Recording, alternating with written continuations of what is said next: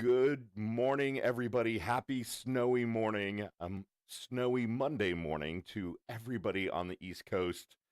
Welcome to the Daily Whatever Show. This is a special, not straightforward edition. For those of you who've been following along at home, Dana and I have started to give each other the grace of having a day of the week where we get to do a show on our own. Thursdays is Dana, and she's doing the Fine Feminist Hour, and Mondays are mine. And my show is called Not Straightforward. It's a conversation about queerness and about what the journey is like through culture as a queer person, how it is very often not a linear path. It is not straightforward. It is a whole lot of switchbacks and turns and setbacks and 5 steps forward and 3 steps back kind of stuff. But it's been a delight these last couple of weeks to get to take this hour to have a conversation about some of the things that I'm most interested in and most passionate about. If you've been following along, you might recall that Aidan Wharton was my first guest 2 weeks ago. And man, he was so great that I had to have him back this week because he has written a couple of articles on open relationships that I found really powerful and insightful. And because that's a topic that is near and dear to my heart and very much in line with what this show is about and the kinds of conversations I want to have, Aidan is back, braving it indoors in New York with like Bam. 20 inches of snow on the ground. Yeah. It's still How are going. It's you? still going strong. I'm honestly lovely. I love a snowstorm. Same. And so this has been a quite magical little past 12 hours, and we've got another few to go. Yeah. Yeah. Yeah. How did you and Casey celebrate the snowstorm yesterday? So we decided to sort of like rearrange our entire little den to make it like a little like cozy fort, and we played Mario Party and watched some Schitt's Creek, and then we went out and adventured for a little bit Nice. and just walked around in the streets, and yeah, had a nice little Friend, cozy that is like my New York cozy City night. gay romance ideal. It was pretty perfect. Yeah, yeah. Yeah. Congratulations. That is Thank fabulous. you. How are you? I'm excellent. I'm excellent. It's been a busy weekend here. I went to the local Democratic Party meeting here in Fort Wayne, Indiana, and How was met that? the. It was really, honestly, so exciting because I met Kelly Thompson, who is our candidate for the Indiana 3rd Congressional District, and she Okay. is a badass. Love This it. is an R+16 district. Like, this is a Wow. district that Democrats do not usually win. And I think we've actually got a chance this year because Kelly is such a strong candidate, and it's going to, Hmm. I think it's going to be a wave election for Democrats. So Wow. we've got a chance. So I'm very, That's very exciting. energized and excited about that. Yeah. Yeah. Uh, Here's my question to you to start us off. Before we dive into the topic of open relationships, Hmm. good God, Puerto Vallarta is on fire. I know. What are the gays going to do? Crazy. Yeah, I've like seen some of the clips of the people sheltering in place, and it honestly is so, awful for everyone involved. And I was just like, the truly the first moment I heard about it, I did think it was like an Onion article right, because I heard it from some like gay news source. And I was like, wait, what is right. happening? Puerto Vallarta on fire. I'm like, okay, girl, tone it down a Yeah. notch. We get it. Puerto Vallarta's on fire, sure. And then I was like, oh no, it's on fire. Right, no, literally, like it's on fire. Yeah, I saw a Oh. video of like the Costco parking lot, right? The Costco that I have gone to a Hmm. million times in Puerto Vallarta. And like I don't know, like 20 cars in the parking lot were on fire. That is Seems crazy. like so. For those of you who don't know, let me see if I can get this guy's name right. So Mhm. the gang kingpin, the cartel kingpin, Nemesio Elmencho Osiguera Cervantes, who led the Jalisco New Generation cartel. He was killed this weekend in like a military activity. Um, Mhm. you know, it's interesting because Jalisco State and Puerto Vallarta specifically kind of have these reputations of being really safe. And part Right. of the reasons they've been really safe is because this gang ran everything. everything Huh. top to bottom. So there wasn't internecine gang violence because it Right. was just like it was their capital basically. So it's interesting that with this guy out of power and with the apparent succession uh, issues and drama, it seems like PV may not be the safe place that we've all come expect it to be. You've been, Hmm. I'm assuming. I'm just I assuming that like actually every. haven't. Oh my I God, know. I Aiden. know. So I'm like, maybe now I'm not gonna go, Yeah. Well, but I do I really hope want that's to. not the case because it really like Yeah. it is beautiful, right? Hmm. It's a very different vibe, I think, than any of the other Mexican beach towns that are kind of known as tourist hotspots. It's very Pacific, right? Like it's Yeah. very West Coast. It's very chill. The romantic zone, Zona Romantica, with all the old colonial buildings is so charming. And Hmm. it is like the San Francisco or Provincetown of Mexico. Like it's Right. the gay place. Right. So, Yeah. Like yeah, Casey and I have really been talking about trying to find an escape to the winter, but again, not the time, but I do. It's next on our list. We did like Fire Island, we did Provincetown, we finally went to Palm Springs. We got to nice. just checking off all the gay. Yeah, CJ's. Yeah. right. Oh, have The you gay been to Sitges? places. Yeah, we got engaged in CJ's actually. Aw, that's Yeah. amazing. Sitges is so Um, incredible. so cute. Yeah, Casey's best friend, which for everyone watching, Casey's my husband. Um, his best friend got married in France 2 years ago. And so it was like a week long wedding. And then we're like, well, let's tack on a little trip at the end. And then went down to, I think we did like a night in Barcelona and then 3 or 4 nights in CJ's. oh, that's incredible. Yeah. See, this is cute. Like we're new friends, and so I'm getting to Mhm. learn a little bit of your lore and everything. I didn't realize you Love got lore. engaged in Sitges, and that's adorable. I had some incredible experiences in Barcelona and Sitges, Yeah. and yeah, just amazing place. Yeah. It's so cute. We just like, because we had talked about it and we both tried to figure out how we wanted to get engaged. And at first we thought he had to propose, but then I also wanted to propose. And so he just said, like, what if we get each other's rings and then we just give them to each other? Like we pick a day and sort of like walk up to it as equals, Hmm. which felt very right for our relationship. So we picked CJ's and it was funny. The whole wedding, I kept being like, Casey, you can't tell anyone that like we're gonna get engaged. And then he told just everyone slowly, like every night, he'd be like, oops, I told a few more people. And then so I was like, Casey, but it was great. We like woke up, it was like a Sunday morning, and it had been like a little gray the first 2 days, and it was like beautiful. The sun was out, and we like walked down to the balcony and sat there with our coffee and had the nice day to ourselves. We went to the playa. What's the nude beach there? Yeah, I don't remember the name of the Hmm. nude beach either, but I know Dead Man's exactly what you're Beach. talking about. Yeah, yeah. Yeah, Which is the oldest gay beach in the world. I did not know that. That is Yeah. very interesting. Yeah, so we took a hike. We had like the day to ourselves and then came back and told all our people, did the FaceTimes. That's amazing. I love that Yeah. story. And it's kind of a good segue into our topic, right? Because you talk about buying each other's rings and approaching it as equals, and that's very much a theme that kind of runs through the two articles that you wrote about Yeah. open relationships. And I was wondering if again, I think everyone here should know you by now, but just in case, if you Yeah. want to kind of introduce yourself quickly, and then maybe let's just kind of segue right into like what inspired you to write the article. Yeah. So hi everyone. My name's Aidan Wharton. I am a writer here in New York City in snowy New York. I grew up in Hawaii. I did theater for a while, realized that that was not entirely, or I checked all the boxes I wanted to check in theater and started writing a Substack called Gay Buffet.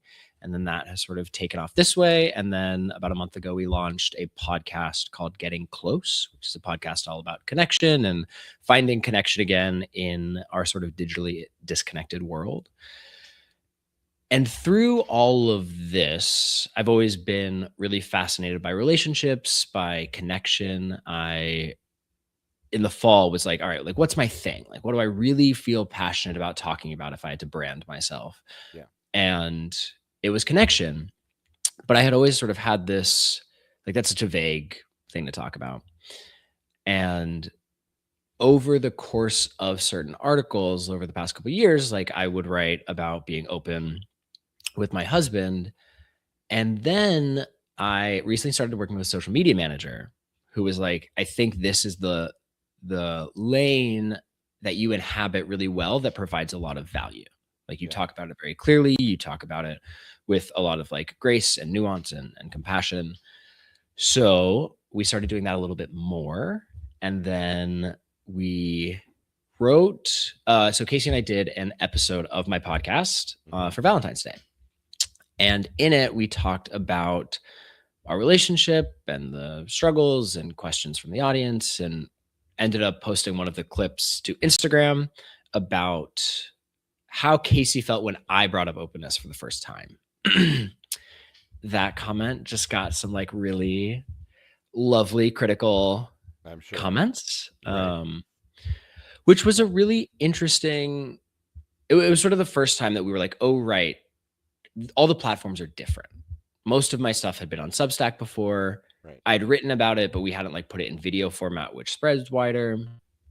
And I had also done a podcast episode with Dads and Daddies, which is a great podcast. You should go listen to it. And then I was like, oh, I wonder, like, saw some of the comments of the clips that these people had posted, and the comments on Facebook, and Facebook comments are just a whole different. Oh, good Lord. Yeah. Whew, it's like categories of comments. It just like different places have different levels of toxicity. Yeah. Yeah. But yeah, so we just got like a bunch of pretty intense reactions, and that inspired me to write these 2 articles last week. And, it is something that a lot of people have really strong opinions about, open relationships.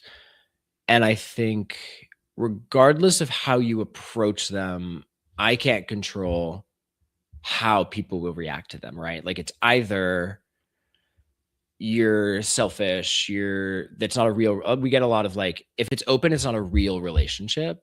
Right. To then like the flip side of like the gays being like, oh wow, another gay in an open relationship, like groundbreaking. Right. And so there's like no winning. Groundbreaking. Right. Yeah, no. There's definitely no middle. And I just want to note for the record that I love that this is your focus. I recently described you to somebody as like, Aidan, he's like the next generation Dan Savage, right? Like like that's clearly who he, like, I see you. This is That's my wish exactly for what I you. want. Like I see it clearly, because you do talk about these things with nuance and empathy, which is, crucial.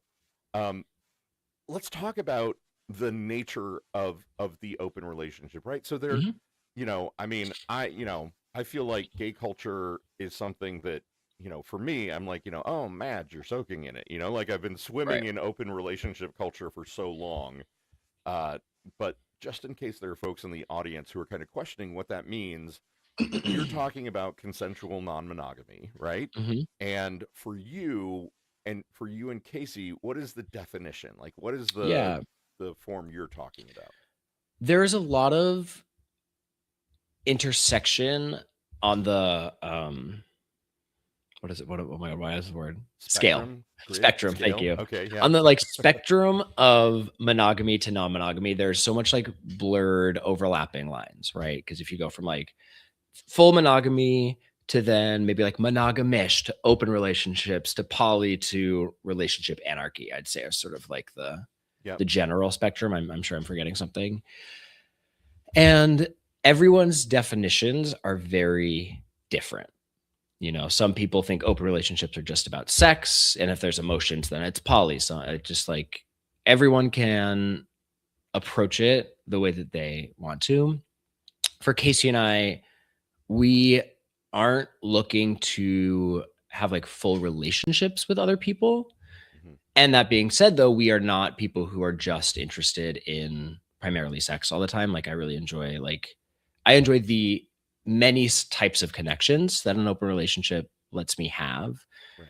And so again, I like think it comes back to this whole like, what exactly people think about when they think about open relationships. because they have all these different opinions, and oftentimes they don't like give people the benefit of explaining like what works for them and what doesn't. Right. And because it is also varied, it just is, everyone gets to make up the rules that they want to. And I think that's what Casey and I really try to hammer home is like, we are going to show you what works for our relationship. That is not going to work for your relationship because you're different and your partner is different and your relationship is different. But hopefully, like some of the things that we have learned over the past 8 years can be helpful, even if you're not open, if you're poly, if you're single, if you're monogamous. Like, I just think we're both really good communicators, and we talk all the time, and we talk about our relationship all the time. And so, yeah, we hope that just like gives people a little bit of insight. Yeah, I mean, I will note, like, I have been in 3 long-term open relationships, and they have all been different, right? Like, the Mm-hmm. rules were different, the boundaries were different, everything was different about them because, like you noted, it's kind of a wide open spectrum, and Right. depending on who you are and who your partner is and what you're looking for out of that relationship, you're creating kind of a new entity out of the vibes that both of you bring into it. So when you talk about they're not all about sex, so for you, what what is it about? What are Yeah, open relationships about? which is great timing. Karen put that link to that article that I wrote as soon as you said that, or like Nice. right Okay, way before to go, Karen. on it. Um, for me, they are about expansion, right? Mm, I When I moved to New York, just like a bit of history before I met Casey, I it was right after college, and I like really threw myself into the dating scene. I grew up in small town Hawaii, so there wasn't a lot of gay people here. So like my experience there was pretty limited.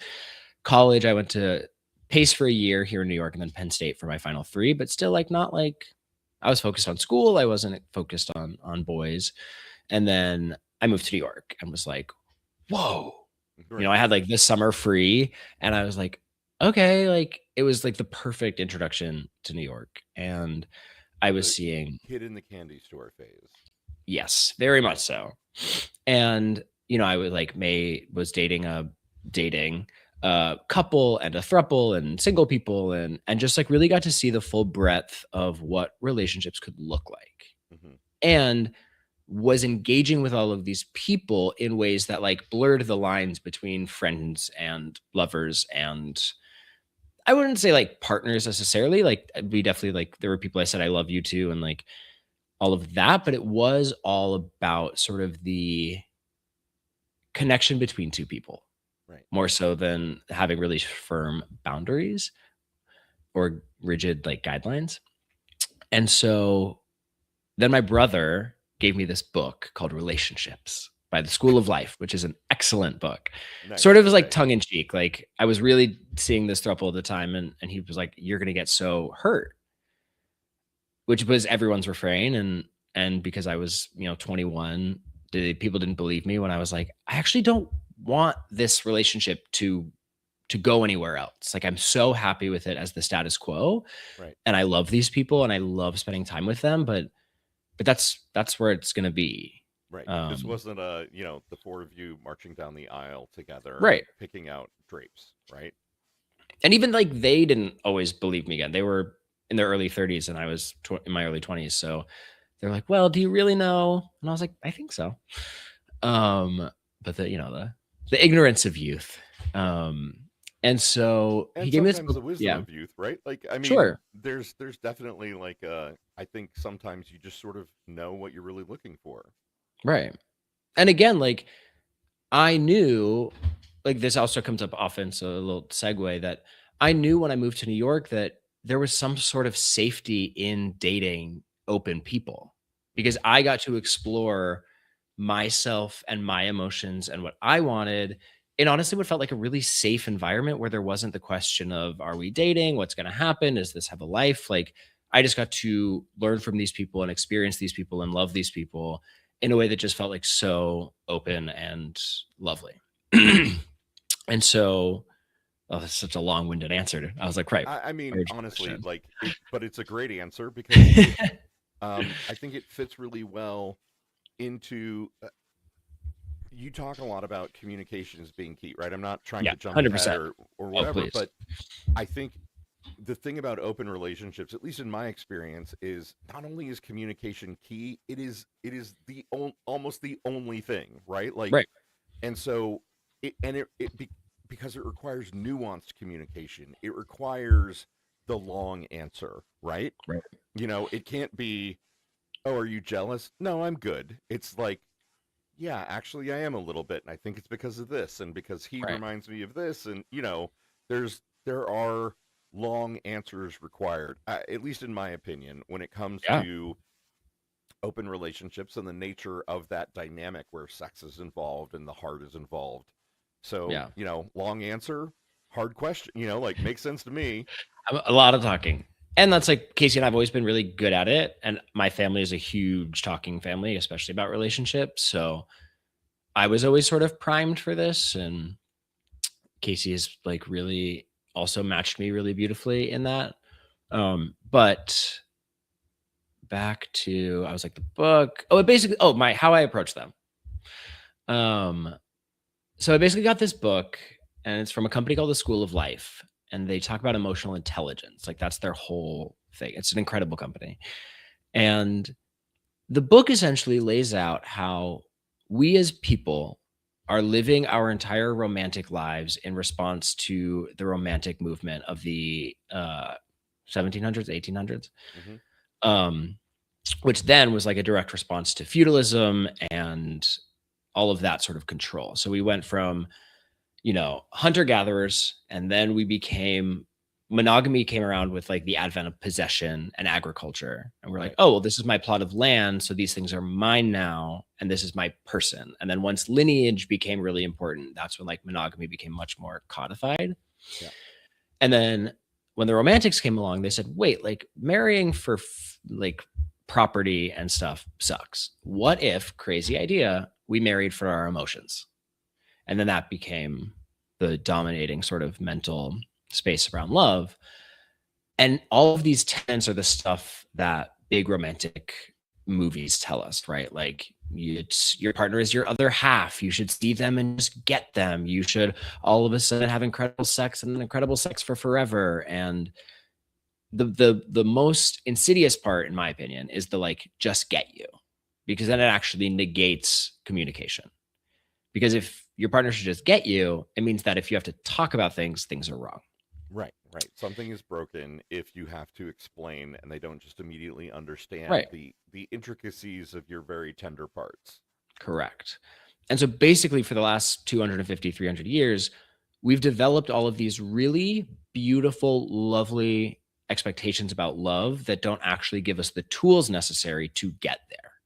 Yeah. And so that's what that book taught me. And a big part that they talk about is just like the pragmatic nature that you have to accept yourself for your flaws and your partner. That like there is no person who is going to perfectly line up with every single part of you. But if you work on it, then you can make those parts fit. Like it's sort of this like romantic pragmatism. Right, right. And so that's sort of my foundational philosophy for relationships. And coming from my own self-knowledge and then coming into this relationship with Casey, pretty early on, I was like, hey, I don't know what this is going to look like, but I'm really interested in building a relationship that works for us, not one that we've inherited from our parents. Yeah. And so that became our relationship. And over time, it became open because I'm just like, I understand that I cannot be everything, period. I can be exactly who I am, and that has a lot of components, but I'm not anything that I'm not. And especially like Casey and I traveled a lot because I was on tour with some musicals, and I just was like, why would I, somebody who loves life so much, like I fucking love life, I want to do everything that I can, I want to experience it as much as possible, and I want my partner, the person I love most in the world, to do that as well. Yeah. And if I want him to have the most experiences and me to have the most experiences, why should I feel like sex and emotional connections are like not a part of that? And I think it goes back to a lot of people say, if you're open, your partner must not be enough for you. Right. And I say, my partner is enough for me and I'm enough for my partner, but we cannot be everything for each other. Right. And so it's very, yeah, This is such a key point, period. right? Because right, period, exclamation point. This is such a key point because so much, I think, of relationships are about this idea and expectation, as you were just saying, that, your partner completes you, right? This is my other half. This is, Mhm. somebody upon whom my happiness is depends. Right. And I think that there, at least in my life, speaking only from my experience, my big awakening, my big, oh, holy shit, the thing I finally understand about relationships is that I need to be enough for me first. I Yeah. need to be responsible for my own happiness. I need to create my own happiness and my own sense of satisfaction. If I am ever depending on another person for that, it's a power imbalance, and it is just fundamentally not the way a healthy relationship can ever operate, right? you Right. you can't make another person the crux and the foundation of your happiness, because therein lies the path to madness, because no one Right. can ever be that for another person. Yeah. That's what I believe. And so, kind of it's a natural stepping point off from that to say, well, if that's the case, to what you just said, I want to have, the ultimate experiences in my life. I want to feel personally fulfilled. I want that for my partner as well. Maybe that does include sex outside of, or emotional connection outside of our primary partnership, our primary Hmm. connection. So, tell me about, like, what was it like? Were you guys open from the get go? Was there like an initial negotiation? What was the process like for you? Yeah. There definitely was an initial conversation that we had pretty early on.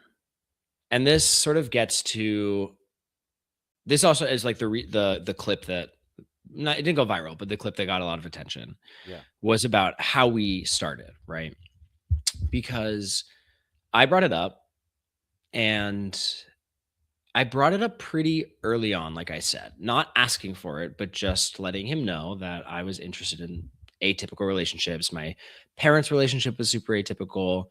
I realized in doing some writing that I was like, basically, like all my high school friends, the way we interacted while we weren't having sex was like very much like a polyamorous like friend Yeah. group. Like Yeah. we were like theater kids. But I was like, oh, we were priming ourselves for this for forever. And then like going to theater school, the same thing. Yeah. And so I had had a lot of experience in this, even if I didn't know that that's what it was at the time. So I came to Casey. We just started dating. I was like, this is something I want in the future. I actually don't know what the what is, but I would love to explore it with you. He very understandably thought that it was too soon for me to bring it up. And he had wished that I had waited until we had a bit more foundational trust because I was still friends with a lot of the people who I had been having sex with in New York. And so he sort of it sort of introduced some initial doubt because he thought, well, is Aiden just dating me to then open up and then start sleeping with the people that he already knew before me? Right. So we had to have a lot of conversations about that, really unpack things. And it wasn't until COVID, so about 2 years until it was COVID. We broke up for a summer and then got back together. And like 6 or so months after that, I think we opened up. And we had talked about it. We had like little introductions to it here and there. And it is always so funny because when we have this conversation, the response from a lot of people is always really hypercritical of both parties. But the response is that I was manipulative and coercive and narcissistic and selfish. And Casey did not know himself well enough because he's obviously just like lying to himself. Like that was a lot of the comments was like, I'm being manipulative by asking for something that I want. And Casey is somehow less than for learning about something that he wanted, You know what I you love know? about this? The human tendency to find or make narrative where none exists. Oh, There always has to be a crazy. villain and an innocent who's being corrupted. Like, there was a therapist who came into our comments and was like, as a future therapist, I'm gonna like cut this short because it's 3 a.m. But here's what I'm seeing. And I just like read it and was like, that is not how a therapist is supposed to work, first of all. right. And some other Yeah. people came in on the comments and was like, you're gonna be a terrible therapist. Right. But I felt very validated. But I just like, I think it's so interesting because Casey also knew deep down before we even started dating that that was something he was interested in. He just didn't have the upbringing to sort of think that it was possible. Right. And so he talks a lot about doing the things that scare you. He's like, openness really scared What's me. the age diff between the two of you? He is 3 years older than I am. Okay, so you Yeah. guys are same generation, all of that. Yeah. Okay. Yeah. Yeah. And you know, I like to think of it like if you think about like a meal, right? Like if I asked you, Lawrence, if you wanted to go get like Balinese food, right? And you were like, oh, have you ever had Balinese food? I haven't actually. Great. But like if you were interested in trying it, I'd be like, great, like let's go see how this For sure. meal is. Yeah. We have a meal together. You decide you like it. We get Balinese food once a month. That's just like how people introduce people to things. But for Right. some reason, when it comes to open relationships, me asking you if you want to get Balinese food is like inherently manipulative. Right. Right. It's so interesting that you're bringing this particular point up, right? Because for me, like my experience, my introduction to open relationships was my first husband. Mhm. I've now got two. I've decided, Aidan, I'm either never marrying again or I'm going to go full Liz Taylor and I'm going to be Of like, course. collect all 17, like. Honestly, I can't wait. I can't wait to be at wedding number, 3 or 4. Totally. Right. And I'll be like, Aidan, are you wearing the same thing that you wore to wedding number 7? Probably. Come on, friend. No, are you kidding? Come on. I love to dress up. Right. And you're like, no, this is my Lawrence is getting married again outfit. Yes. Yeah. I only wear this at your I'll weddings. add on a new piece every time. Right. But my first husband was very much like, oh, I'm experienced at this. He was only a couple years older than me, but it was very much like, oh, I know what I'm doing. Open relationships are great. Like, I'll walk you through it. Like just Right. like stick with me, kid. I'll teach you how to do it. I'm an expert at it. Spoiler alert: he was not an expert at open relationships. He was an expert at fucking whoever he wanted and retroactively justifying why that was okay. Not an expert at open relationships. But it is interesting, right? Because I think there is some kind of, maybe monogamy is such the default in our culture that there's Right. some expectation or some coded message that an open relationship is like forbidden knowledge that must be introduced somehow in a way that is cheating or somehow unfair, right? Right. It can't just be two people are interested in this idea and want to explore it together as a team. Right. And it sounds like fundamentally that's where you and Casey were, right? Like, Yeah. he had thought about it and wondered about it. He wasn't raised in a way that really allowed him to think about actually ever having it. But once you guys had the conversation, it was like, oh, hey, yeah, maybe we could do this. Right. And I do. I think it's just like so. I think our beliefs about monogamy are so ingrained that thinking about them is so destabilizing that a lot of people don't. I also think, and this is like a very nuanced conversation as well, that like I have a dear friend who is polyamorous, and he's like the first to say, he's like, polyamory has such an image problem, right? Mm-hmm. Like, I think when a lot of monogamous people think about any sort of non-monogamy, they have this idea in their head that is some like hippie Brooklyn stereotype. And those things so exist and are so incredible and for all their own ways. I never saw myself in that area. Right. And so again, even like a lot of the comments I can either see coming from this very solid monogamy foundation, or from like you and your first husband, people who have really been hurt by people doing open relationships poorly. And again, that is why like I don't feel like I'm like, like carrying the banner, but I'm just like those two groups of people, I think that I can invite into a conversation in a new way, because a lot of people do enter open relationships for the wrong reasons, and they do enter them without the tools necessary to have the conversations. Like, I feel like so many people do the sort of don't ask, don't tell policy in open relationships. Have you guys tried that? We I don't think so. I think we always have been communication first and foremost. Right. And from the beginning, our first conversations were when I was on tour or out of the country, not out of the country, out of the city. And so what we would do is we'd be like, hey, because we're in a time difference, if I'm going to go out tonight, I don't know what's going to happen. I don't have any plans. I'm not going to I have no Right. I don't intention. have somebody lined up on Grinder or Scrub or Right. whatever. Yeah. But you're going to be asleep by the time that anything could happen. So what do you feel comfortable with in this evening? Right. And then we would have that conversation. And so that has informed how we talk about everything. So every occurrence we talk about beforehand, because we understand that feelings change, days change. If one of us is having a bad day, we'd be like, hey, I actually don't want you to go because I need comfort or whatever right now. Right. Tonight, I just need to fall asleep knowing that I'm your, one and only, Right. Whatever. Right. Yeah. So it's such a great point. What I've experienced in open relationship, the thing that in my last relationship, which ended not because it was open, but for another reason, the thing that worked for us so well was absolute radical transparency. We told each other everything.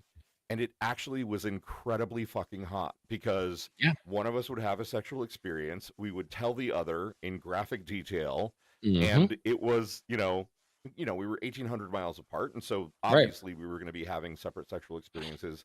And it was incredible. It actually counterintuitively brought us so much closer together because we got to talk about, oh, that does sound really hot. Sometimes it turned into phone sex, and sometimes it was just shit. Next time we get together, we're doing that, or I'm, like it was this sort of amazing, through completely trusting that everything was shared and wide open. It just made everything feel safe. Right. And I think that is the best outcome. All of the long-term open relationships that I have interviewed and the people I've talked to, that is the overarching message. And and again, like, they do not work for everyone. And a lot of people do not want to do all of this work. They don't want to think about their partners with other people. Like, that is, everyone gets to build the relationship that they want to build. But for the people who it really works for, it inspires and demands of you to have so many conversations with your partner that you would never have had otherwise. Yes.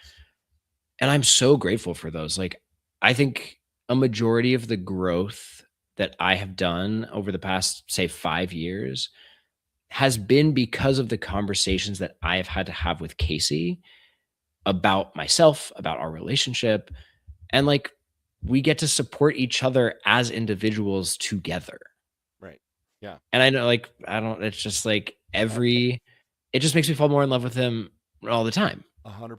I mean, let me say the shocking thing, right? Which is when you are truly, madly, deeply in love with someone, the feeling that you get of either seeing them with somebody else, having an absolutely incredible sexual experience, or hearing about their absolutely incredible sexual experience and having them share that with you and use it as fuel for the passion in your own, like, it is a level of intimacy that I don't know how else you can experience that. And it is a level of trust and sort of team building, for lack of a better word, right? Like, I'm rooting for my boyfriend, my partner. Like, go have the best fuck ever, baby. Like, and then tell me all about it, right? Like, it is an incredibly empowering feeling. It is so, the word for that is compersion, which also a lot of people either love or hate the terms. And again, it's a like, badly constructed word, but a great, great sentiment. Yes, correct. Yeah, and it is like there's that feeling of like, oh my God, like, oh, look at you. And it just makes me so happy. And even beyond like going to have the greatest fuck, it's going to have different kinds of friends and different kinds of relationships. Someone in the comments asked if there's a correlation between polyamory getting more popular and the economic downturns that we're in. Hmm. And I definitely do think that the the rise in popularity of non-monogamy maybe isn't entirely connected to the economics, but also everything is so expensive, so why not share the wealth? Right. But I also think it is deeply connected to this loneliness epidemic that we're in. We're all spending more time with our phones and more time alone. And so I'm like, well, what a great actually opportunity. Rather than having to be alone with just your partner, you also now have this entire vast network of people that you get to, like, it's not like, a sexual partner is only a sexual partner. I can hang out with them platonically and it just enhances our relationship. Yeah. And I will also add that I have a lot of privilege in this space as like a cisgendered white gay man in New York City. Yes. Preach. I was talking to Hitesh, who's the creator of Gays of National Parks, and he told me this quote that I'm thinking is correct, and if it's not, I'm sorry, but this is how I remember it. But he said that something like 50% of queer people will never have a relationship that lasts more than 6 months. I don't know if that is. I'm admitting that I'm not fact checked. Oh my god, cat. Yeah. My buddy. But like that also is really telling. It's like queer people don't have as much education. We don't have as much like practical experience in figuring out relationships when we're teens and when we're kids and youth. And so, it's like I do think that also is though like why we get to create these relationships that don't look like anyone else. Yep. And don't look like a traditional monogamous relationship, because that was never promised for us, Yeah. And I particularly, I, dare me, let me say, and I could be very generationally assumptive here, but as a Gen X man, like, yeah, I was in the closet in high school and college, Right. right? Like I didn't come out until I was 24, and even Mm-hmm. then, I didn't have sex. Like there's so much experience that I didn't have, and there's that lovely Dan Savage kind of postulation that queer people, um, it's kind of like there's a giant reset button, right? The moment that they Right. come out is sort of like, okay, well, that's 13. Like whatever Right. age you were where you finally came out and started having sex, that's 13. And, Mm-hmm. build into that the, first crush and the puppy love and the, you know, big hearted, oh my God, you're my everything. Oh, it didn't Yeah. work out. I'm completely destroyed. Like we all go through that, I mean, I always said depending that I on went through a second puberty when I moved to New York, sure. where I was like, oh my gosh, now I have all of this romantic and sexual stimulus that I've never had before. Right. And Right. I just like, I even felt like I like my body. I was like, whoa, things feel different. And I'm, yeah, what, 22, which is also still like young. Yep. Yeah. Absolutely. Let me ask you this. Okay, let's throw a funny question in here. Love it. Um, you in case you're opening up your relationship, right? What is the most awkward early mistake that you made? Oh, you say funny. Oh, okay. The there was, I'm like, I feel like it was my fuck up. But this is good. This is a vulnerable moment. There is a lot of opportunity in openness, especially the beginning of like fuck ups in the gray area, right? Right. And I think this happens in monogamy too. Like it's not exclusive to openness, non-monogamy, monogamy. I think you can sort of exist in something and realize like, oh, this is maybe not great, but it's not technically breaking any rules. Right. And I I had an experience that like wasn't anything crazy. It happened organically with someone who we had talked about before. But when I told Casey it happened afterwards, he was like, "Oh, we hadn't talked about that. Like that actually wasn't okay." And I was like, "Oh, well, I thought." And that was like the really good first reminder, and probably the only time that has happened of like, no, no, no, we do have to talk about everything because it was a different experience, and Casey actually wasn't happy to hear about it.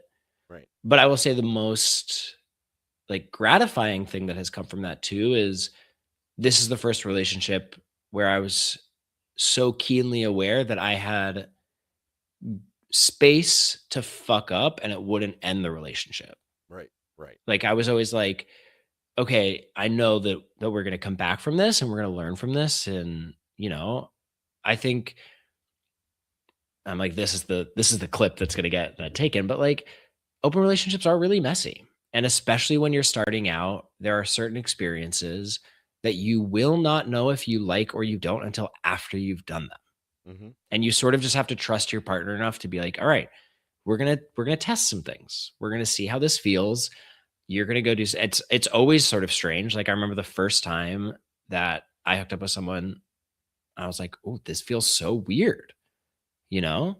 Yeah. But then I got to come back to Casey and we talked about it and it brought us closer together. And it really, has only done good things for us, but really enforced the importance of communication. Right. Right. Yeah. No, I that's such a great point. Um, there are things that you don't know how you're going to feel about them until you do them, and you have Right. to be able to give each other that space and grace to be able to say, hey, this really didn't work out, or I thought I was going to be okay with that baby and I wasn't, and Right. here's why, here's what it is bringing up for me. I And on the both first time, sides. yeah, exactly, Like I could think that I was like, oh, this is going to be great. And then I'm in it and I'm like, oh, I actually don't like this, right, you know? right. The first time that my ex boyfriend and I, the most recent boyfriend, first time we went to a bathhouse together, right? Like Hmm. we went in with a certain set of expectations of like, here's how it's going to work, and oh my god, this is going to be so much fun, and we had an okay time, and afterwards we were like, that was not as remotely fun as we thought it would be, right? Like and both of us felt that way, and we kind of dissected why, right? And Hmm. ultimately it was because it was more unstructured than both of us wanted. Hmm. And and there was what was exciting for us in that moment in our relationship was being together and observing the other and sharing the other. And so Right. there was a lot of kind of discovering like, oh yeah, okay, well this piece of it felt weird because you were off and I was on my own, and we were Hmm. both doing something, but it wasn't together, and that was the Right. piece that was bringing us the most closeness and excitement in that moment. So And like, what a good lesson to learn to be like, right, oh, we did this thing and we missed each other. right, Like, I right, also think like exactly, that is something that, we're not encouraged to miss our partner. We're not encouraged to like ask for space. That's something I have a really hard time with. Casey's been out of his show. He's a Broadway performer with a back injury. And so we have had the whole winter together, which we've never had, which has been so nice. yeah, But as somebody who works from home and is in a very intense work process, I had to be like, hey, like I need a little bit of space so I can focus on work, which is something that is so hard for me to talk about. And that is yeah, something that he has really taught me. And then he was like, "Oh, great! Like, let me." His parents live in Jersey, and they're out of town. So he's like, "Great, let me like go to Jersey for 2 nights." And I was like, "Okay." And I was like, "Wait, I missed you. How right. lovely a feeling to miss you and have a reunion." You know? Is there a boundary that you guys have had to set that really hurt, that felt like um you lost something maybe, or um Interesting. We like in terms of other people. uh I mean, I'm kind of thinking about so much of what we're talking about here is sort of the Hmm. ongoing negotiation that occurs during an Right. open relationship, right? The communication that is really about finding the edges and the Hmm. boundaries. And so I'm wondering if the thing that ended my last relationship was there was a boundary that we didn't know, like neither of us knew that it existed until the Right. moment that we stumbled across it. And Right. when we stumbled across it, I was like, absolutely not. That is a deal breaker, like world ending Hmm. boundary. And,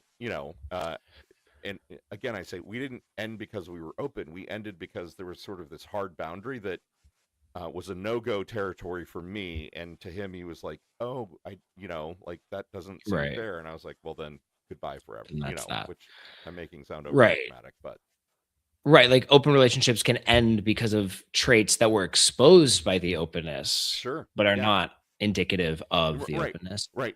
If there's a deception, right, that is occurring when we are supposed to be in a radically transparent relationship, And communication that's, yeah. structure, and this is a communication pattern of yours that you feel like has worked in the past, you just called into question every level of trust that I've got in the Right. relationship, right? And that's it. That It's, isn't yeah, about being honesty. open. That's about a personality or a character flaw. Right. And, I can hear the comments being like, well, because a lot of people are like, just wait till he cheats on you. And cheating can happen in open relationships, but Sure, absolutely cheating can. happens in monogamy. Like Yeah, it's not like just even if you had closed up and decided everything was like monogamous and everything, like it doesn't alleviate the problem. yeah. I would say in terms of boundaries, we haven't really had to have too many of those conversations. I think it makes me think of one of the other biggest questions that people ask is like, well, what happens if you fall in love with someone else? And, that was one of the questions my mom asked me when I first talked to her about it. And that also to me goes back to this misconception about love that you can't control it. Hmm. I think people expect to meet someone, fall head over heels, and then not be able to stop a relationship. Right. And I'm like, I have been with my husband now for almost 8 years. If I met someone or if he met someone who there was enough interest to build a relationship with someone, that would take an immense amount of time. Yeah. Like love is to us, love is built over a series of very important moments together. And so if there was ever anyone that felt like it was sort of going to threaten the relationship, that would be a conversation that we would have already had far beyond that. Yeah. So I would say that is sort of like the only like boundary. Like we've had crushes on other people and have to sort of like navigate those, but again, it was never with the intent of bringing them into the fold or anything Right. like that. Right. I have done that. I have been in a Yeah. relationship where we had a third. And I will say one of the biggest lessons in my life was the moment that I realized that my heart is big enough to love two people at the same Yeah. time, right? And what a Um gift. and honestly, like it was sort of this moment of like, my head blew off and the universe poured in. And what I discovered was that I was actually bigger and stronger and more capable of love than I had Right. ever thought imaginable. And I did feel bigger and more, I felt superhuman, Mhm. because I was like, my heart is big enough to hold full and complete love for two people at the same time. Holy shit, that's Right. incredible. Like, what a superpower to have. It is not reductive and a zero sum game. It is, Mhm. I don't know. I keep thinking like, the Grinch and that image of like his heart growing three times. It's like, Yeah. who knows? Who knew? Like I can actually have more love. Love is a thing that can grow. And romantic love is a construct. Like Right. we love more than one family member, we love more Right. than one friends. Like we've suddenly just been like, because romantic love is also tied to so much status in society, it's tied to marriage, it's tied to like all of this legality Right. that we Like you treat said, it lineage, differently. where you Right. have to, is that truly my son and the person who Right. will inherit my throne?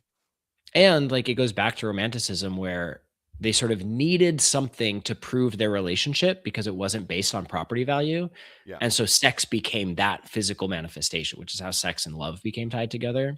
Yeah. Which again, like gay men have sort of been untangling that for centuries, you Yes. know? Yeah. Um, which also I just because I saw this question, I think it's important in terms of sexual health. Um, we're like, yes, we're both on prep, we take doxypep, and that is another really important aspect of communication. Right. Is I know a lot of people have asked me, I'm okay with it, but I'm really worried. Like, what if my partner catches an STI from someone? And I think, there's a belief that people in open relationships will have more STIs, but based on studies that have been done, they're like, I think they're probably from 2015. So they're a little outdated, but at that time, which is the only time I could find the research, the STI diagnosis rates were actually the same between monogamous and non-monogamous people, because non-monogamous people are a bit more proactive about their sexual health. Absolutely. I mean, that's Yeah. exactly why I would hypothesize, right? Is because non-monogamous people have the hard conversations about, hey, we're, having sex with other people. We should both be on doxypep. We should both, Hmm. I don't know, take valacyclovir to protect ourselves, and, Right. or PrEP, right? Um, okay, we've only got a couple of minutes left. I want to Ah, a couple funny questions here. I love them. What is the weirdest myth somebody has confidently told you about open relationships, or maybe even more specifically, your relationship? I mean, the one that just like gets me, and this was sort of like it's the sentiment from anyone who has a critical opinion about it, is that we don't like that Casey and I don't know what we're talking about. And that people make these assumptions based on a 50-second clip from an hour-long episode that they did not watch about an Right, 8-year relationship. And they're like, these people are obviously lying to themselves. And I'm like, what right. the fuck? Get out of here. Yeah, yeah. Macabre in the chat asked, "How often do you get tested?" I mean, I'm on PrEP, which requires that Hmm. you get tested every 3 months, and I Yep. follow that regimen, which I think most gay men who are on PrEP do. Which Hmm. means every 3 months I'm getting a blood draw to check for HIV, and I'm, getting all the swabs in all the places. Yep. And yeah, so Same. And like um, again, I think one of the best gifts that I got from my early New York experiences were people who were like so destigmatizing about STIs. yep, And so now I try to like really emulate that if someone texts me and is like, "Hey, I've got, I tested positive and I think you should too." I like only react with positivity because that's such a hard text to send and we it have is such a stigmatized hard it text to so send. much that I'm like, "Yes, great. Let's talk about it." Like this is if you're going to be having sex with people in general, like you got to be a responsible member of your sexual community. Absolutely, absolutely. If open relationships had a PR team, what Ooh, would the okay. slogan be for open relationships? Ooh, what would the slogan be? I'm like, if my view on open relationships, Yeah, you're the PR team. What's the slogan? open your relationship, open your mind. Ooh, yes, I love that. I think we Yeah. should unofficially adopt that as the Hmm. slogan. Because again, Unofficially that's why like, official. I love like the term open because it's just about being open to possibility. Right, It right. doesn't have to be you can have an open relationship that's just emotional, that's just romantic, that's just sexual. Like it's just defined by what it could be. And I Yeah, think that's a really cool thing. we have like no time left to explore this topic, but it's a big one, which is, I would say, so I think I was kind of constructed initially, thanks to, I don't Hmm. know, Disney and society and whatever, as a jealous person. I have Hmm. learned more about jealousy and my own Yeah. intentionality or unintentionality around jealousy and what jealousy actually means, Hmm. um, through the whole process. And to be able to deconstruct that and become an unjealous person is some of the biggest personal growth work that I've done in my Oh, entire life, that I yes. could only do through an honest and open relationship. Right. And through hard work. Yeah. Yeah. Jealousy, how I talk about it, it's like it's my favorite teacher because it jealousy tells you that you are feeling something underneath that. Yep. And again, we then have had to come and have really intense conversations about what that feeling is. Is it feeling left out? Is it feeling inadequate? Is it feeling insecure? And Sure. those are just like me feelings. Right. Like a way back to childhood. And so it's like I've Absolutely. gotten to heal those parts of myself because jealousy told me that I had to pay attention to something. Yeah. Yeah. I've done more healing exactly through childhood harm, trauma, like just wrong beliefs, right? Right. That through that process. Yeah. Oh my God, Aiden! Like, Ugh, I could seriously talk to you I forever. know. We're gonna have to do this on a regular basis or something, Yeah. because you're so cool and so good at being able to talk rationally about hard topics like this. Thanks for the work Of that you do in those course. two great articles. I hope everyone has a chance to go read them. Yeah. To read There'll be them, you lots have to more. become a paid subscriber. So go be a paid subscriber to Gay Buffet, and Only one of them. One of them's free, one of them's paid. that's true. That's true. Yes. But it's worth it Yeah. because Aiden's writing is excellent, and yeah, please go You're support the him in every way best. that you can. Thanks for being here, friend. Of course. Thank you so much for having me. Thank you everyone in the chat. These have been like such wonderful conversations that I've gotten to have. So I'm excited to do more. Excellent. All right. Yeah. Well, thanks everyone. Have a great snowy Monday, and we will see you tomorrow. Stay Bye, warm. everybody. Love you. Mean it. Bye. Bye.